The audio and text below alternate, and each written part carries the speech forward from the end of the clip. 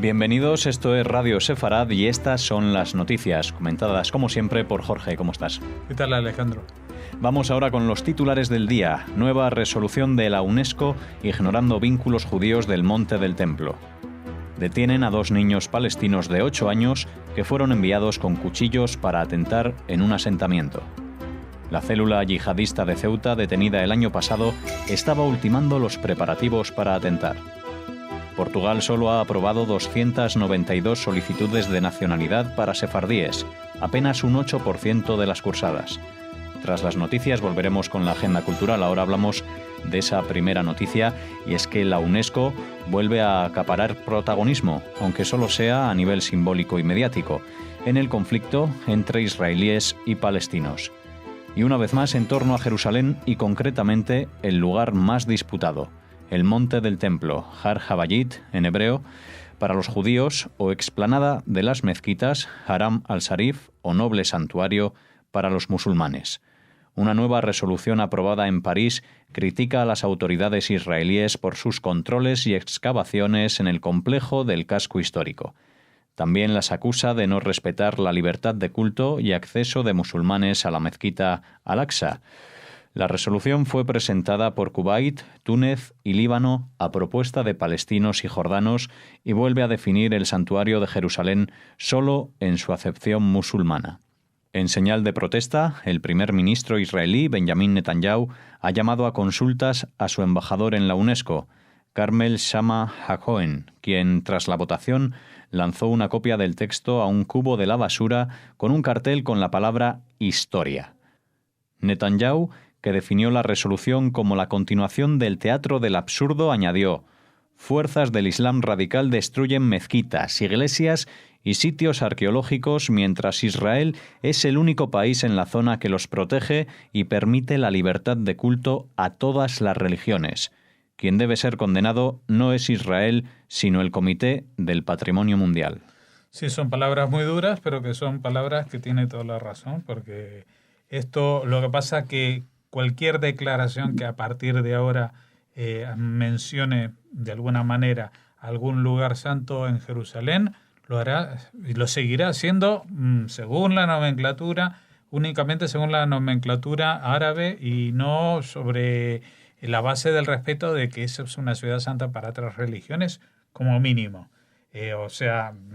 Porque ya uno se puede cuestionar, y eso sería otra cuestión, el real valor de Jerusalén como ciudad santa para el Islam, cuando no aparece mencionada ni una sola vez en el Corán, cuando la situación de la mezquita del Aqsa, que ellos consideran tan sagrada, pues es una alegoría que se menciona en el Corán como el sitio lejano desde el cual Mahoma subió al cielo, pero que muchos estudiosos del Corán dicen que no es en Jerusalén. O sea que la situación de Jerusalén como ciudad santa del Islam está un poco en entredicho. Lo que no está en entredicho que sea explanada, la explanaron los judíos, la hicieron plana para construir encima de ella el templo de los templos, el templo de Jerusalén del rey Salomón, que fue 2 veces destruido, y que por eso los judíos no suben a rezar ahí, no porque la policía o que alguien haya algún intento, y es más, esto va en contra de la lógica de lo que acusan de que los judíos quieren apropiarse justamente de la explanada de las mezquitas para rezar en ella. Tienen prohibido subir a rezar en la explanada esa, porque en esa explanada en algún sitio estaba ubicado el templo, y lo que no pueden permitir es que alguien pise lo que era el Santa Santorum, el lugar más alto, más santo, donde estaba el recinto donde estaba el Arca de la Alianza con las tablas de la ley de Moisés allí. Así que todo esto es un despropósito. Y para añadir un pequeño dato, aparte de lo que se ha dicho de las cantidades de casi 1000 menciones que tiene la ciudad de Jerusalén en la Biblia judía, pues agregar que justamente esta semana se ha dado a conocer el papiro más antiguo que se ha encontrado, el documento más antiguo con el nombre de Jerusalén en hebreo, escrito hace 2700 años. A ver si hay alguien que es más guapo que eso y que puede poner en la mesa un documento que sea más antiguo y que justifique que Jerusalén ha sido y será siempre una ciudad vinculada y centro del judaísmo. El ejército israelí detuvo cerca de un asentamiento judío en los territorios en disputa a 2 niños palestinos de 8 años de edad que llevaban cuchillos y que confesaron que fueron enviados para perpetrar un ataque. Cuando 2 niños de 8 años son enviados en una misión para atacar a civiles israelíes, está claro que la retórica del odio que resuena en la sociedad palestina abusa de las mentes más vulnerables, señaló el portavoz del ejército. Bueno, yo estoy esperando que UNICEF, tanto hablamos de la UNESCO, Organismo de Naciones Unidas, UNICEF, que se pronuncie sobre esto. O sea, chicos de 8 años, y no son chicos que lo vieron en la tele y dijeron vamos a coger, porque un chico de 8 años no coge 2 cuchillos grandes y sale y se va caminando hasta un lugar que queda a kilómetros de su casa. Alguien lo mandó y le dijo, ve allí con este cuchillo y como te cruces con alguien, clávaselo.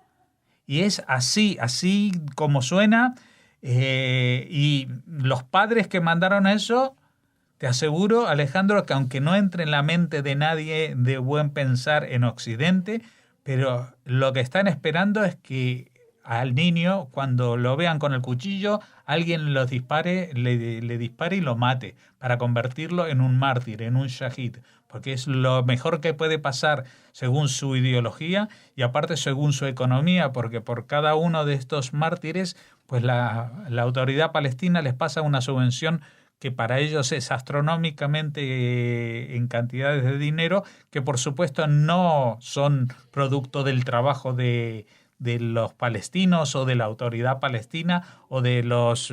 no, es de las ayudas internacionales, de los impuestos tuyos y míos, que nosotros pagamos en España y que luego se mandan como ayudas para la causa palestina, que manda el gobierno de España, incluso un gobierno de centro derecha como este, sigue aportando millones de euros cada año para que los palestinos les paguen indemnizaciones y premios a las familias que tienen lo que ellos llaman mártires, pero que son terroristas suicidas, incluso cuando mandan a niños de 8 años. Esto es una vergüenza y yo, aparte de todos los problemas que hay en España, pues rodearía el Congreso, pero para despertar la conciencia de todos los que están ahí, de que no se puede ayudar ni con un céntimo, ni con una ayuda espiritual, ni con un voto en Naciones Unidas, ni en ningún organismo a favor de una organización, en este caso no solamente las organizaciones profesionales terroristas, sino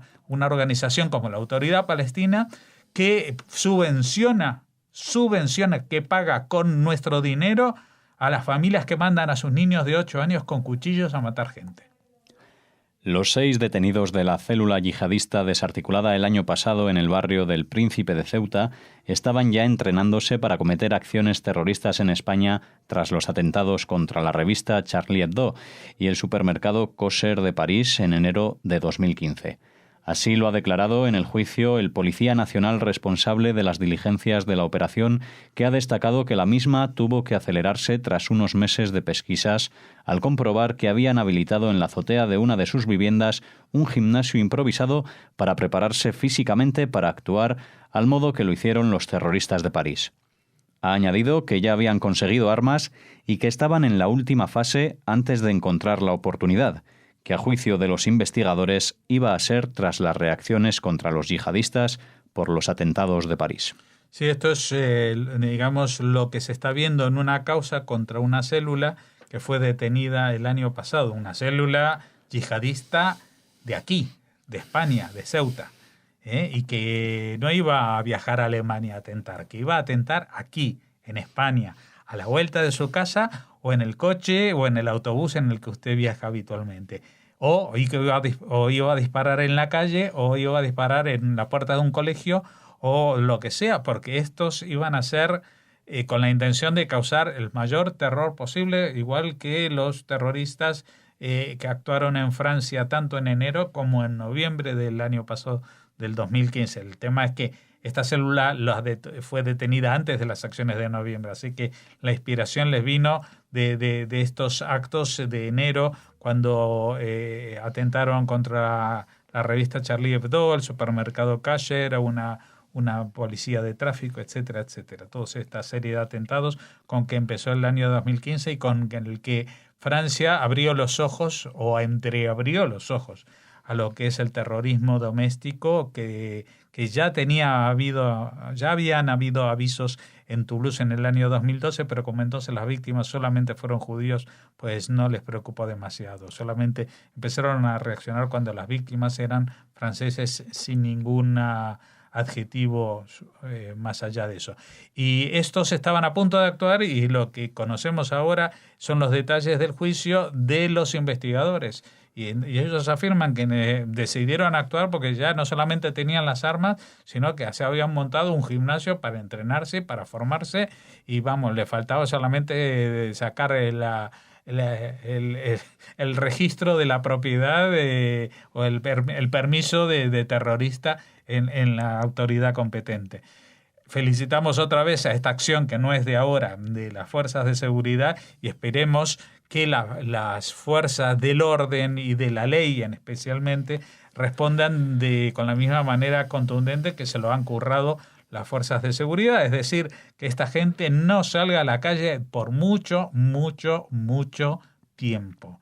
No sé cuál es la medida, cuáles son las medidas que se pueden articular, pero esta gente no salen a la calle, no tiene posibilidad de rehabilitación porque lo suyo es ideológico. Es como en el caso que hablábamos antes de quien manda a sus hijos de 8 años con un cuchillo a matar gente, no tienen posibilidad de rehabilitación porque lo suyo es ideológico y está sustentado en una ideología que no viene por la razón, sino por la propia existencia. Es consustancial a su propia fe, a sus axiomas de vida, y eso es un trabajo que yo no sé si alguno de nosotros va a tener la suficiente edad para ver cómo esta gente cambia de parecer. Yo creo que no. Desde marzo de 2015, cuando Portugal les concedió el derecho a solicitar la ciudadanía, los descendientes de judíos expulsados hace 500 años, 3.546 aplicaciones permanecen en pendiente y tan solo se han aprobado 292 solicitudes. Según el Instituto de Registros y Notariado de Portugal, ello supone solo el 8% de las peticiones. Los derechos se aplican a aquellos que pueden demostrar una conexión tradicional que pruebe la identidad de los judíos sefarditas portugueses como a través de nombres de familia, el idioma de la familia y la ascendencia directa o colateral. De las 3.546 aplicaciones no autorizadas, ninguna ha sido denegada de momento. Sí, traemos esta noticia porque a veces pensamos que en España todo es malo y que todos los demás lo hacen mucho mejor. Cuando hablamos de la ley de nacionalidad para sefardíes, pues se planteó que en Portugal pues la ley era mucho más flexible, en realidad más que una ley es un decreto del gobierno, con lo cual lo que se solicitaba era menos complicado que en España, y se suponía que entonces los sefardíes, los descendientes de los expulsados, iban a pedir o a aplicar, digamos, por la ley portuguesa mayoritariamente antes que por la española. Pero parece que la cosa no es tan así, entre otras cosas, primero porque las aplicaciones no son tantas después de un año y medio, desde marzo del 2015, pues son 3.546 los formularios, digamos, que se han expedido y que han llegado a su trámite final. Y de ellos, en ese año y medio solamente se han resuelto el 8%, 292 solicitudes. Uno puede decir, bueno, en España, tal como lo referimos en una entrevista reciente con Javier Gallego, pues solamente hay una persona según el procedimiento último de la ley del 2015. Pero es verdad que gracias a las reformas hechas para entrar en la entrada en vigor de esa ley, como el cambio en el Código Civil, pues ya se han incorporado como ciudadanos españoles más de 4.700 personas. O sea que eso ha desatascado una serie de peticiones que habían antes. Y no solamente eso, sino que el señor Gallego nos hablaba de unas 500 a 600 expedientes que están a punto de resolverse por una cuestión de una base tecnológica de comunicación entre distintas entidades y administraciones aquí en España, con lo cual, pues, en cuestión de un mes no solamente según la ley anterior que se ha podido acelerar, sino también según la nueva normativa, pues los trámites admitidos en España serán muy superiores a los de Portugal y estaremos en condiciones de decir que esta ley sí funciona.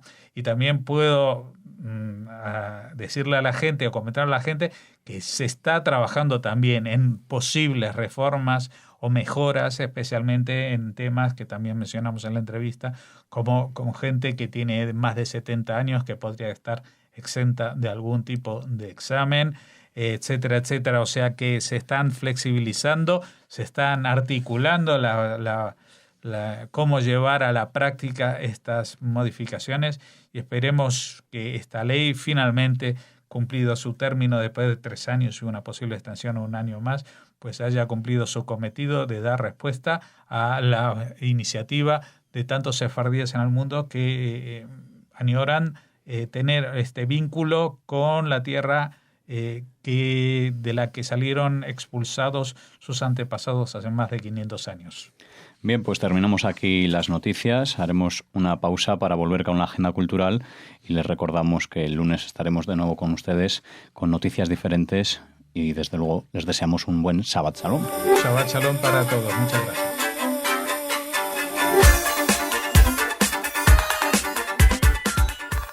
Bueno, volvemos ahora con la agenda cultural y con Raquel. ¿Cómo está, Raquel? Muy bien. Hola, Alex, y hola a todos los que nos escuchan. Cuéntanos, ¿qué nos traes? Una buenísima noticia de esas que deberían llegar a la UNESCO, porque la Autoridad de Antigüedades de Israel ha anunciado un hallazgo importantísimo. Han encontrado un raro y antiguo papiro que data del periodo del primer templo, hace 2700 años, que contiene la mención más antigua conocida de Jerusalén en hebreo. Bueno, un gran hallazgo, sin duda. Por supuesto, es un texto muy frágil que se cree que fue robado de una cueva del desierto de Judea. Recibió la datación por radiocarbono, que ha determinado que es del siglo VII antes de la era común, por lo que es uno de los 3 únicos papiros hebreos existentes o que se han recuperado de la época, y atención, es anterior a los rollos del Mar Muerto en 7 siglos. O sea, es un hallazgo importantísimo. Es un hallazgo histórico tanto. Para sí. La historia es un portento. Que es muy chiquitito, ¿no? Es muy chiquitito. Mira, mide 11 centímetros por 2,5. 11 por 2,5. Es pequeñísimo. Una chuleta, podría decirse, ¿no? Sus 2 líneas negras de escritura paleohebreas parecen haber sido un boletín de la entrega, un recibo de la entrega de 2 odres a Jerusalén, la capital de la Judea. Mucha gente se ha preguntado por qué la nota fue escrita en papiro en lugar de en arcilla, por ejemplo. Y el hecho de haber elegido el papiro sugiere que el envío de odres puede haber sido encomendado a una persona de alto estatus. Muy pronto se realizará una rueda de prensa por parte del experto en la Biblia Shmuel Abitub, ganador del Premio Israel, para ofrecer más detalles sobre este hallazgo, así que estaremos atentos. Esperaremos esa rueda de prensa para conocer más sobre este hallazgo. He dicho lo de la UNESCO, ¿verdad? Lo has dicho. Vale.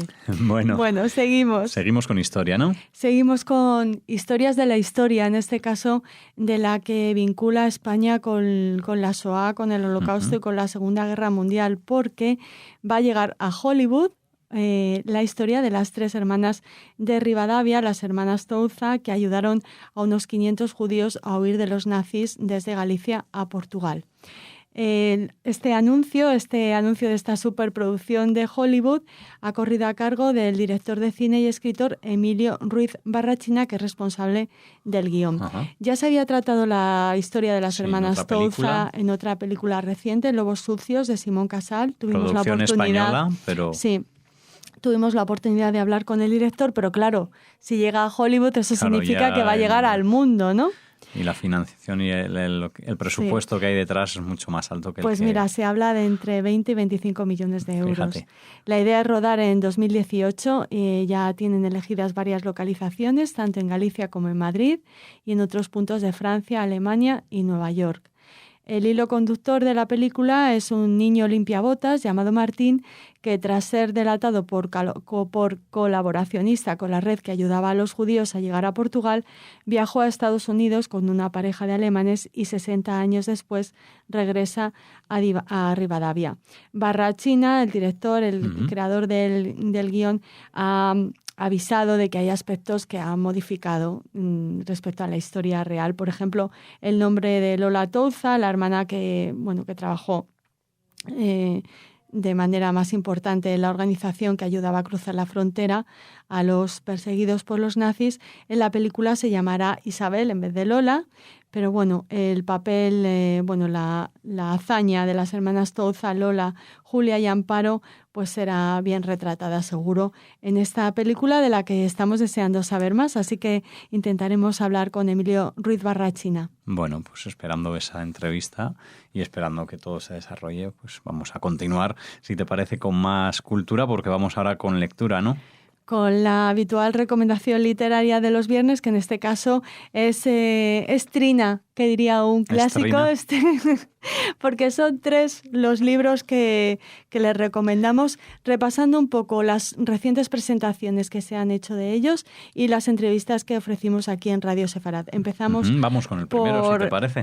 Una hora solamente de la orilla del día, de Esther Ben-Dahán. Nuestra querida Esther estuvo aquí en Radio Sefarad para presentarnos su última novela. Bueno, no es una novela, es una recopilación de cuentos, en realidad. Estuvo recientemente presentándola también en la librería Los Editores en Madrid. Allí estuvo acompañada por Espido Freire y por el también escritor Jorge Benavides, y además estuvo con ellos Telmo Fernández, que es subdirector del Planetario de Madrid. Fue el 27 de octubre a las 19:30. Nos cuentan que hubo muchísima gente y que fue un éxito total, como también lo ha sido la presentación de El Rescoldo, de Sara Strasberg-Dayan, esta obra de teatro de la que también hablamos aquí en Radio Sefarad con su autora, que fue presentada en la librería de Foyer en Kikar Masaryk en Tel Aviv. Y en Jerusalén, el día 3 de noviembre, se presentará El último día de Mina Bail. También hablamos con el editor de este libro, el responsable de la Torre de Babel Ediciones, para que nos contara más sobre esta emocionante novela, que será presentada en la librería Viceversa, en la calle Shimon Ben Satag, número 1 de Jerusalén. Así que hemos empezado en Israel, volvemos a terminar en Israel, pasando por Galicia. Dicen que las buenas historias Madrid. Son las que terminan como empiezan, ¿no? O al menos en ese punto de partida. Pues nada, muchas gracias por traernos estos apuntes literarios y por la agenda cultural. Y nada, deseamos a todos los oyentes Shabbat Shalom. Un Shabbat Shalom.